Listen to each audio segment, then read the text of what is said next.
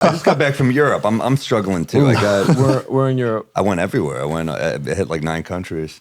For a tour? A little Euro tour, yeah. But nice. you come back this way, you're messed up, man. I'm waking up at like 7. How long were you going for? I was gone for like 3 weeks. Which place had the most energy? I mean, everyone's beating this energy right here. But I would say Berlin's got a lot of energy. They got a lot of like weird. I didn't go to any, but they have like weird sex clubs and stuff. So any city that has that, you're just like, this is. I mean, there's energy here. Yeah. What's the really famous club in Berlin? Berghain? Kit Kat, is that it? I haven't heard. I don't know that one. I think Berghain or Berghain is the one that I've heard of. Amsterdam is good. That's got energy. What else? Now I feel like my energy's come down because of you guys. I came in here with great energy, and now I'm like down here. Well, you guys got no sleep. Yeah, you guys got to sleep for the game tomorrow. Do you guys want to talk about it or no? I'll talk about it later. Okay. Let's not start on a down. Fair enough. No. Let's not start on a down. What? Actually, I'm curious about this. When you come off a European tour, you're in 9 different countries, all with different cultures. Like, do the same jokes land in every country? Or every country. Same jokes. Everywhere. You don't have to adjust? I mean, I'll make fun of each city, but but then I'm doing the same set. Because the goal is to just throw it on Netflix at the end, so. I got a question for you. For like a comedian, do you feel like it's the same material, but do you feel like you deliver it better in different places? Definitely, yeah. If you get like a little, like Liverpool, they're animals. I mean, they drink so hard. It's like Long Island or something, you know? And they have that like energy of like, also the women there are like insanely hot. In Liverpool? In Liverpool? Yeah, because they're like in London, they're just like, I know I'm hot. But in Liverpool, they're like, I suck. They have like no self-esteem. So they're hot and they're like, I don't know I'm hot. It's amazing. I tried to bring a woman. You can. I tried to bring a woman from Liverpool to London. We hit it off and I was like, you should come to London with me. I just like took a swing and she was like, okay. She said yes. And then she was like, are you going to human traffic me? That was what she asked me. And I was like, no, what are you talking? Like these women are watching Taken and they think it's real. And I was like, no, I'm not going to human traffic you. And then my friend said, no, he's got a good career back in America. And I was like, that's not why we don't traffic. Have a good career. That's not like, that's not what I do. Some people just like to do that. I don't do that. It's not your thing. But she stood me up. She said she'd come and then she stood me up. She was worried about trafficking. Hey. I get it. Yeah, but I say this can't blame her. She was just being, safe. Safe, yeah. That's a valid point. But no, Liverpool's great. London's great. Paris is great. I love it. But New York's, but you come home and you're like, you go to Europe and they're trashing New York and they're like, we like screw America. And then you get patriotic. You're like, no, we're good. It's a good time over here. It's true. Question. So Berlin was like, screw you for having Trump president. I'm like, yeah, you've made some mistakes, Berlin. I'm sorry. Wait, it took me a second. The audacity. It took me a second. Yeah. The audacity. Yeah. It took me a second. Yeah. Y'all did mess up. They did. You said you were in Paris too, right? Yeah. Do you know the place what's that place? The Louvre? Not the Louvre. That just got robbed. Yeah. Crazy Horse. Did you go to Crazy Horse? What's the Crazy place? Horse? A pizza place? Oh, it's far God. from pizza place, my brother. It sounds like a strip club. It was like a strip show. Oh, really? It was like a burlesque. Yeah. So that's what you fancy when you're on the road? He tried to act like he didn't remember the name. What's that place? I know what it's called. This is how I got got dragged? This is how I got bamboozled. So if we were there from my agent's wedding, and don't you hate when people do destination weddings though? This wedding was crazy. It was cool. Yeah, I gotta give it its props. All right, my friend just got dragged to a wedding in Ibiza, and I'm like, you lose that friend. Oh, that's annoying. I would never want to go there. Yeah, I'd never want to do that. Allie goes, my wife, she goes, hey, let's do this thing. I'm like, I really do not want to go to this. I promise. Your wife dragged you to this? Yeah, she was like, let's do it. I'm like, all right. So we get there. It's like 9:30. Yeah. She's like, show starts at 9:30. So we get like 9:15. It's like a long line, whatever. And then I see this thing. It says doors open at like 10:45. And I was like, I said, what do you mean doors open at 10:45? And she looks at me. She's like, oh, I think it starts at like 11. I was like, and y'all were there at 9:15? 9:15. So we walk back to the hotel because there was like a welcome party still going on or something. And then had to walk back to the place at like 10:45, almost late. Bro, I'm literally sitting there like, Allie's enjoying the show. I'm like this. Like dozing off. And then I look at her and she looks at me and she's like, are you falling asleep? I'm like, no, I'm good. I'm having a good time, And then I laid tap her. I was like, we gotta go. Like I'm passing out. But So this is the place our captain goes. this is a place I get dragged to. Damn So I was asking if you were going because I had a great So what was it experience. though? What was? It was a strip show. And why was Allie enjoying But it it? was like a Yeah, classy she was strip loving. show. Yeah, Or was you know it It what? was like a classy strip show. like art, like the box or something.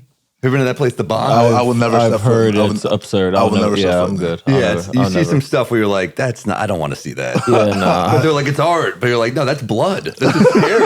I'm scared of this." Yeah, I'll I don't, never think, step I don't foot. think I'm gonna step foot in there. But Yeah. like, it was just like, it was like a classy strip show, and I was just like, It's weird. it was really weird. Yeah, It was really you just weird. kind of have to be who you are if you're a strip show. You don't class it up. Just be in like the outskirts of Paris. Don't be in Paris. Now I know how the Brunsons entertain themselves on vacation. Clearly, you know how the Brunsons are. You said my wife can go the distance. Are you just hoping not to get recognized in there? Oh, I was so out of place, and I don't think people even knew what basketball you were were black? in that place. Or Yeah. just They have black people in Paris. did I? Yeah, of course. Yes, the whole French team is Oh black. yeah, I guess that's true. But that's different. How's it different? Nothing. Choose your words very No, carefully. because I want to hear this because I think I know what you're gonna say. No, I was just saying I was. So growing up as a New York Knicks native, so how did you become a Knicks fan? It was Just probably my brother, older brother. Knicks in the 90s were stacked. You got Ewing, Starks, Mace, Oak, Harper, Hubert Davis shooting three. I mean, that was a squad. Do you think those guys fancied Crazy Horse? I think probably Mason Oak, I would guess. They would see. Yeah. I think they probably went to a less classy strip club. Yeah, probably. I'm guessing Jersey. I don't think they're hitting the Parisian ones. Nah, probably not. No. What was your favorite moment as a Knicks fan growing up? Growing up, probably LJ 4-point play was pretty iconic. Because it happened against, I hate the Pacers. I hate the Heat. It's like those are the teams you hate growing up. And LJ was an awesome Knick. I mean, he was like a little beat up when we got him. He had a bad back. He came in, he was kind of like a Charles Barkley, kind of explosive. And then bad back, changed his game a little up, shooting threes. Still tough as hell. Oak was sorry, I said Oak.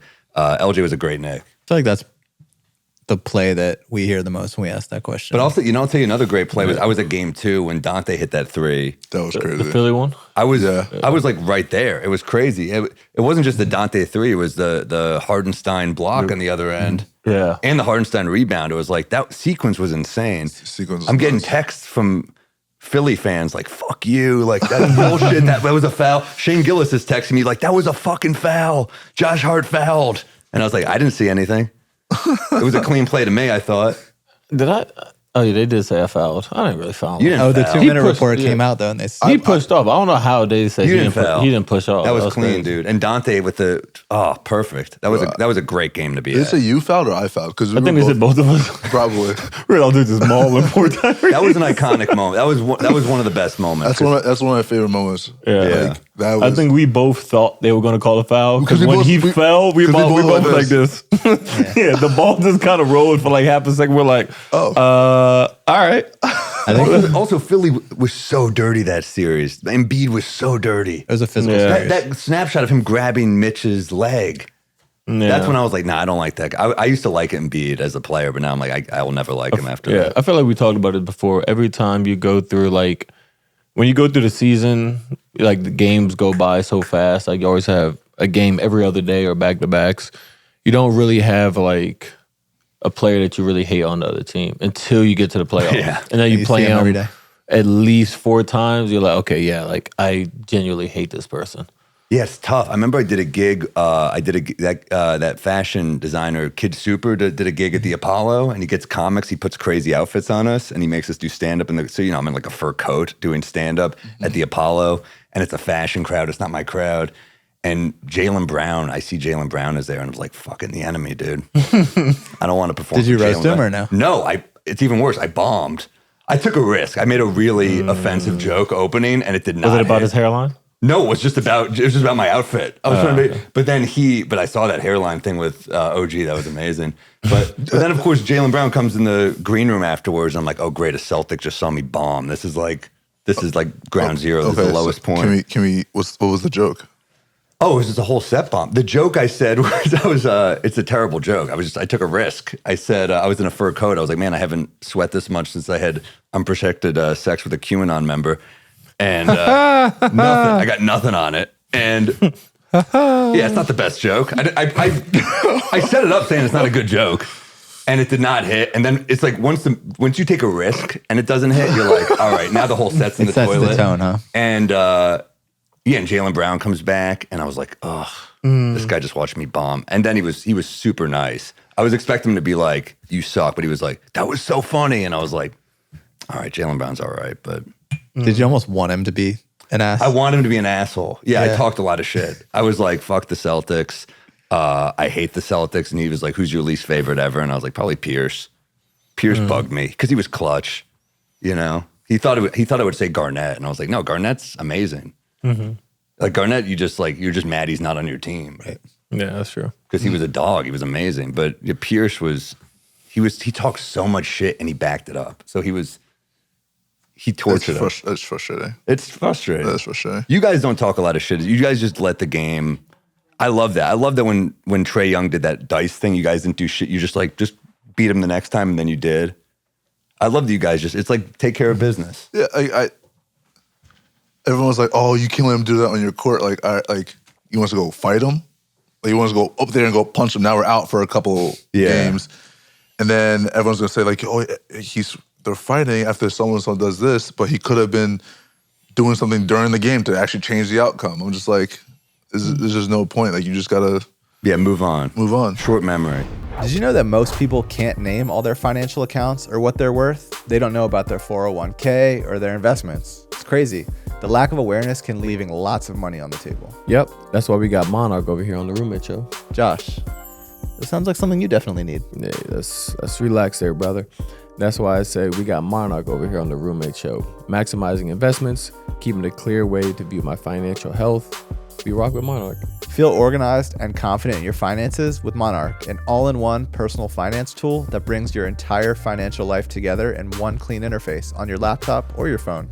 And right now, just for our listeners, Monarch is offering 50% off the first year with code roommates at monarch.com. Josh, we know you just mentioned wanting to buy a Hamptons house. Yes, sir. That's the goal, man. I just got to make sure my finances are right and it makes sense. Well, with Monarch, we absolutely do not leave money on the table. When you're making good money, it's easy to get complacent, but thankfully Monarch helps you invest smarter and hit your financial goals faster, so you can buy that second home quicker. Yes, sir. Let's get to it. Don't let financial opportunities slip through the cracks. Use code roommates at monarch.com in your browser for half off your first year. That's 50% off your first year at monarch.com with code roommates. If you haven't signed up for BetMGM yet, use bonus code roommates and you'll get up to a $1,500 first bet offer on your first wager with BetMGM. Here's how it works. Just download the BetMGM app and sign up using bonus code roommates. Deposit at least $10 and place your first wager on any game. If that bet loses, you'll receive up to $1,500 in bonus bets. Just make sure you use bonus code roommates when you sign up.